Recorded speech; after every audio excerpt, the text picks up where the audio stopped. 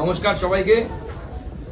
আপনারা জানেন যে গতকাল আমাদের ভারতীয় জনতা পার্টির যাকে চলতি ভাষায় বা সংবাদপত্রের ভাষায় রাজনীতির ভাষায় ম্যানিফেস্টো বলে, আমরা যাকে আমাদের ভাষায় সংকল্পপত্র বলি, সেই সংকল্পপত্র ভারতীয় জনতা পার্টির দিল্লি থেকে প্রকাশিত হয়েছে। আমরা সংকল্পপত্র বলি এই জন্য কারণ ভারতীয় জনতা পার্টি 1980 সালে যখন প্রতিষ্ঠা হয়েছিল তখন আমাদের দুজন সাংসদ জিতেছিলেন প্রথমবার। তখনও যে প্রতিশ্রুতিগুলো আমরা দিয়েছিলাম তা 40-45 বছর হয়তো সময় লেগেছে আমরা আমাদের প্রতিশ্রুতি থেকে সরে আসি, এবং 45 বছর পরেও আমরা সেই প্রতিশ্রুতিগুলোকে পূরণ করেছি। সেজন্য আমরা যেটা বলি সেটা করি এবং সেটা অবশ্যই পূরণ করি। তাই আমাদের এই সংকল্পপত্র তৈরিতে গোটা দেশে প্রায় 15 লক্ষ লোক পরামর্শ পাওয়া গেছে। ঘোষণাপত্র তৈরির ক্ষেত্রে 15 লক্ষ ভোটারদের কাছ থেকে আমরা পরামর্শ পেয়েছি। অনলাইনে প্রায় 10 লাখ পরামর্শ গ্রহণ করা হয়েছে, ভিডিও আকারে, বক্তব্য আকারে, এবং সমস্ত পরামর্শকে নিয়ে আমরা এই সংকল্পপত্র তৈরি করেছি। আমি আগেও বলেছিলাম সাংবাদিক বন্ধুদেরকে, এর আগের উদাহরণ হচ্ছে বিশ্বকর্মা যোজনা। বিশ্বকর্মা যোজনা কিন্তু এরকমই সাধারণ মানুষের পরামর্শ নিয়ে আমরা আমাদের সংকল্পপত্রতে ঢুকিয়েছিলাম এবং তারপর সেটাকে ইমপ্লিমেন্ট করেছি। আমরা এই সংকল্পপত্রে প্রায় 76খানা পয়েন্ট আছে। এই 76খানা পয়েন্টের মধ্যে আমরা বিভিন্ন প্রতিশ্রুতি দিয়েছি এবং আমাদের যে কাজ এতদিন পর্যন্ত হয়েছে সেই কাজের হিসেব আমরা দিয়েছি। যুবকদের জন্য সব থেকে গুরুত্বপূর্ণ যে বিষয়, পশ্চিমবঙ্গের মতো রাজ্যে যখন প্রত্যেকটি রিক্রুটমেন্টে চাকরি চুরির অভিযোগ উঠেছে, সেখানে নরেন্দ্র মোদী বিগত দিনে প্রায় 10 লাখ চাকরি দিয়েছে রোজগার মেলা করে।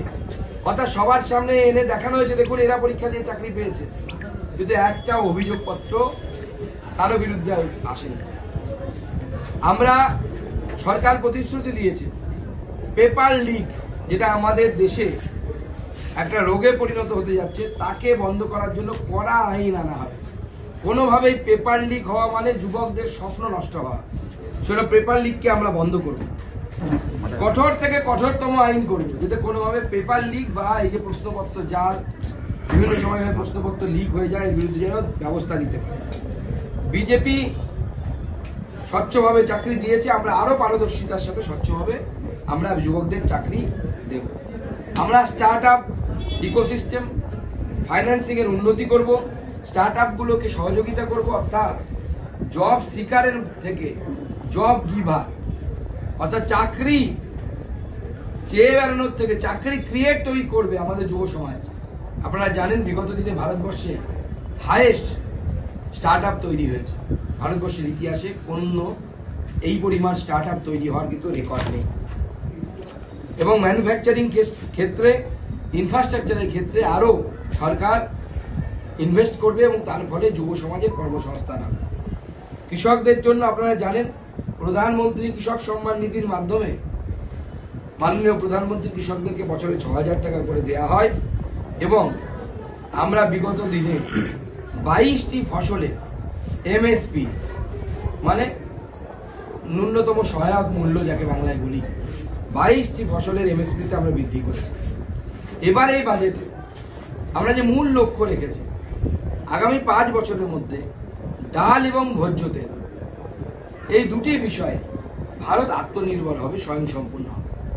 এতদিন আমরা পাম তেল বলুন বা যে কোনো তেলের জন্য বিদেশিদের উপর নির্ভরশীল, বৈদেশিক মুদ্রা এতে নষ্ট হচ্ছে। সরকার ব্যবস্থা নেবে, সরকার নতুন প্ল্যান তৈরি করবে, যার মাধ্যমে কৃষকদের সহযোগিতা করে আমরা ডাল উৎপাদনে এবং তৈল উৎপাদনে আমরা আত্মনির্ভরতা, স্বয়ংসম্পূর্ণতা গ্রহণ করব বা অর্জন করব। সবজি উৎপাদন এবং সংরক্ষণের জন্য নতুন গোটা দেশ জুড়ে নতুন নতুন ক্লাস্টার তৈরি করা হবে। শ্রী অন্ন, জোয়ার, বাজরা, রাগি, যেগুলোকে আমরা গুরুত্ব দিতাম না, এখন দেখা যাচ্ছে সব থেকে বেশি ফাইবার, মিনারেল তাতে আছে। সেই শ্রী অন্নগুলোকে আমরা সুপার ফুড হিসাবে তৈরি এবং গোটা ভারতবর্ষের কৃষকরা গরিব কৃষকরা যারা শ্রী অন্ন চাষের সাথে যুক্ত, তারা এই সুপারফুড হিসাবে শ্রী অন্নকে তুলে ধরার ফলে তাদেরও রোজগার বাড়বে এবং আমাদের বাংলার মতো জায়গায় চাষের ডাইভার্সিটি আসবে, চাষের বৈচিত্র্যতা আসবে। চাষের যত বৈচিত্র্যতা আসবে, কৃষকদের ফসলের উৎপাদনও বাড়বে, কৃষি বিজ্ঞানীরা আরো ভালো বলতে পারবেন, এবং তার সাথে সাথে কৃষকদের ফসলের মূল্য পাবে তারা। আমাদের এখানে কি সমস্যা, আলু চাষ হচ্ছে না, যেবার সবাই আলু চাষ করছে ফলে আলুর দাম পাচ্ছে না কৃষকরা, পরের বার কেউ আলু চাষ করছে না বা খুব কম সংখ্যক আলু চাষ করছে, সেবার আবার আলুর দাম বেড়ে যাচ্ছে, সাধারণ মানুষের অসুবিধা হচ্ছে। অর্থাৎ চাষের বৈচিত্র্যতা প্রয়োজন।